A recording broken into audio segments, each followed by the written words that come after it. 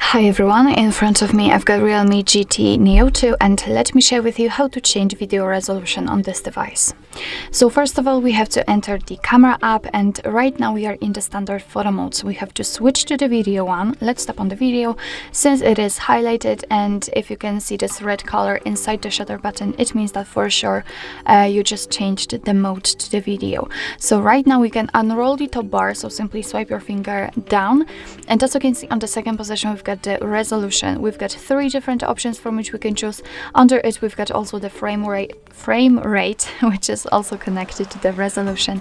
So right now we've got 4K option. This option is highlighted. You can see this yellow color around it. So we can pick either 1080p option, and after tapping on it this option is highlighted, which means that it has been immediately applied to the camera, or we can pick the 720p. What's more, if you want to, you can also change the frame rate according to all of those options. So it's really up to you which option you'd like to use. And actually, if you want to, as I said, if you want to apply the option, just tap on it and you can go back to the camera and your device will use it. So I highly recommend to keep it a 4K option because this is the best available here. So actually this is it. This is how to change video resolution in your REALME GT Neo 2.